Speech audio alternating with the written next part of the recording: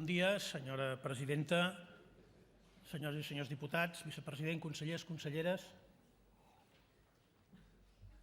Avui en aquest ple hi ha una diputada que no hi pot assistir, no pas per cap malaltia ni per cap baixa. La nostra companya, Irene Rigau, està sent jutjada en aquests moments, conjuntament amb els que van ser també companys de tots nosaltres i que van ocupar els llocs de màxima responsabilitat governamental del país, el president Artur Mas i la vicepresidenta Joana Ortega.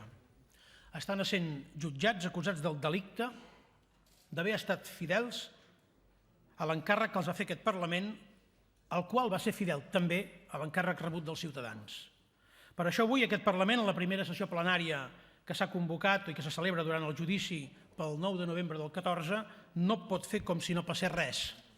No pot mirar cap a un altre costat ni pot romandre indiferent al fet que en aquests moments s'està jutjant uns responsables polítics que van permetre que més de 2,3 milions de ciutadans participessin en aquella jornada i enviessin a qui ho volgués sentir un missatge nítid i clar que volíem resoldre el problema polític votant a les urnes.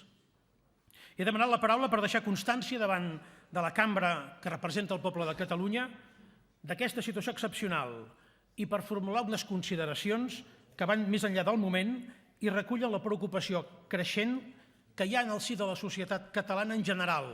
La immensa majoria de la societat catalana, pensi el que pensi sobre quin ha de ser el vincle entre Catalunya i Espanya, ha demostrat abastament una actitud democràtica exemplar i ha evidenciat també sempre que quan ha calgut mobilitzar-se per defensar drets fonamentals ho ha fet com cap altre.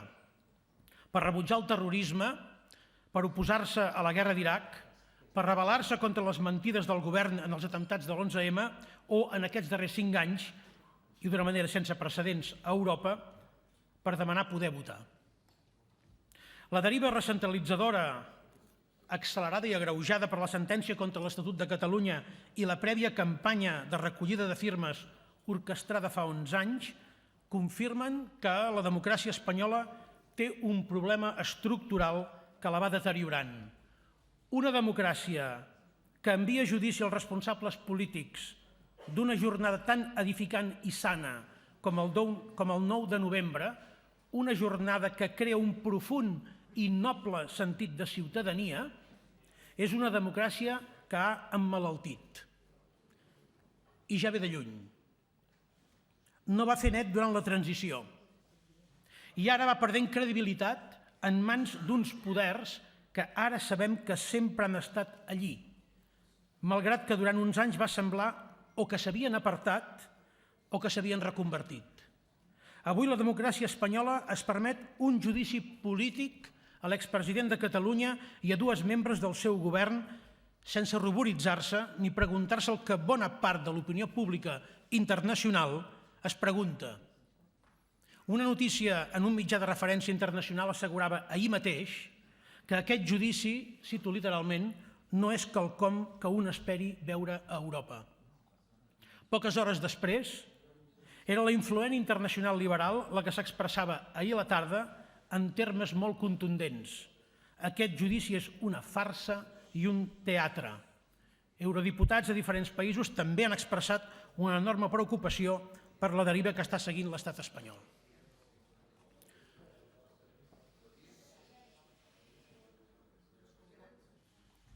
Però el sistema polític espanyol no passa ànsia, com es pot comprovar. No hi ha res que l'inquieti. Té el primer partit de l'oposició completament entregat al partit que governa. En té un altre que ja actua com un corrent intern, avui liberal, ahir socialdemòcrata i demà el que faci falta per acabar de garantir la placidesa del govern. Té els suports mediàtics, públics i privats, que s'encarreguen de falcar la seva posició, si cal, amb un mur de desinformació i a vegades de veritables manipulacions i mentides, per tal que la societat espanyola tingui dificultats a contrastar la propaganda que els és servida en diferents formats. El president Mas, la vicepresidenta Ortega i la consellera Rigau són culpables d'haver cregut en el Parlament i d'haver cregut en la idea que en democràcia el primer que cal atendre i escoltar són els ciutadans que la fan possible. Sense ells, sense els ciutadans, hi pot haver govern, hi pot haver legalitat, hi poden haver tribunals, però no hi ha democràcia ni hi ha llibertat. Una democràcia a la qual no li importi el que pensen i volen els seus ciutadans és incompleta, és mancada, és trucalada per uns límits que ja no són en mans de les persones. Un repàs del que va precedir el 9 de novembre confirma que ja fa anys que hem acreditat una majoria a les urnes i al Parlament que vol decidir el seu futur. I confirma també l'apel·lació al diàleg per resoldre aquest conflicte de manera permanent i a la voluntat també d'arribar a acords. A tot això, ni diàleg, ni pacte, ni propostes, judicis i amenaces. I una democràcia d'intensitat variable, que es regula a conveniència de la majoria que governa. Així, l'Estat pot desobeir cínicament sentències dels tribunals, també del Constitucional, sense que hagi de rebre el més lleu requeriment per part de ningú. Incompleix fins a 34 sentències, algunes en àmbits tan sensibles com les beques o el 0,7% de l'IRPF. No passa res. Quan l'Estat incompleix les sentències, es veu que l'Estat de dret en deu sortir reforçat.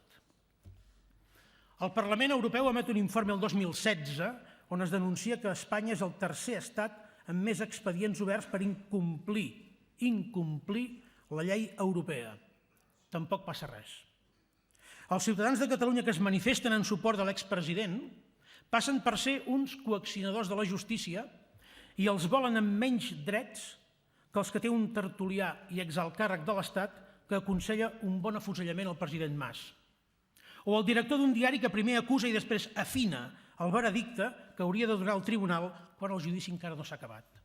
No cal dir que aconsellar l'afusellament del president de Catalunya no té condemna i que pressionar la justícia des de la portada d'un diari és vist amb absoluta normalitat. La normalitat de la impunitat.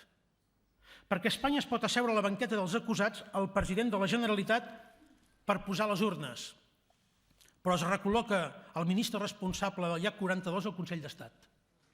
Perquè es poden alterar els resultats electorals amb informes falsos, elaborats i pagats amb fons reservats per destruir la reputació del president Mas o l'alcalde Trias i ningú no en surt ni amb una trista multa. Perquè es revela la conspiració del ministre de l'Interior i l'existència d'una policia política i tot queda arxivat.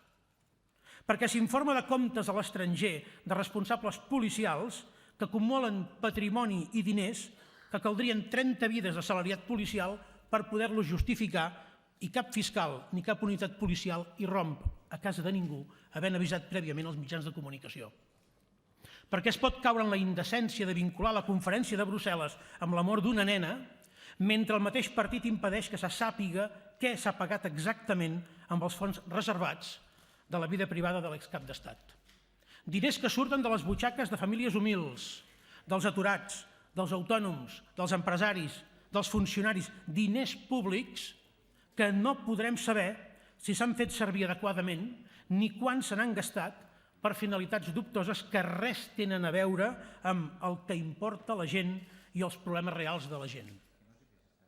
Perquè es pot subvencionar la Fundació Francisco Franco i es pot homenatjar la División Azul mentre s'acusa de nazi el president de la Generalitat per haver posat les urnes. Perquè es pot anar a consolar i acompanyar convictes de terrorisme d'Estat, però no es pot tolerar que s'acompanyi els acusats de permetre un procés participatiu pacífic i exemplar.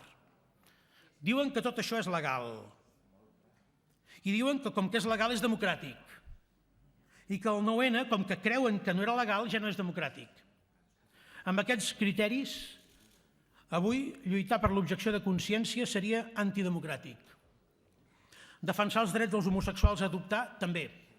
I oposar-se al desnonament judicial d'una família amb criatures i sense recursos, perfectament legal, seria considerat un acte de pressió inadmissible a la justícia. Per això la democràcia espanyola ha emmalaltit. Potser pensen que la curaran a còpia d'amenaces i d'intransigències. Jo crec que és pitjor. Aquest judici serà jutjat per la història com ho va ser la sentència contra l'Estatut i com ho serà la negativa obtusa a dialogar sobre el que està passant entre Catalunya i Espanya, perquè passen coses. No voler-ne parlar és una decisió errònia i irresponsable, perquè és d'això que hem de dialogar. Dialogar demana voluntat per fer-ho. Si un es veu capaç de fer d'interlocutor entre Donald Trump i tot el que representa, amb Amèrica Llatina, Europa, el nord d'Àfrica i l'Orient Mitjà, hauria de ser encara més capaç de ser interlocutor actiu amb Catalunya.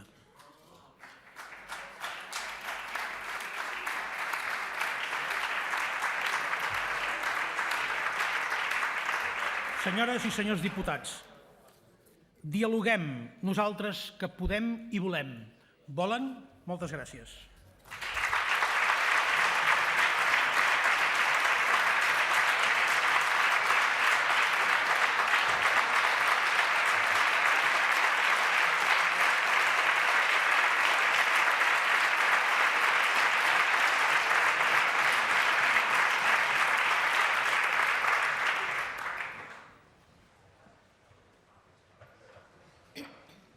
Senyor Carrizo.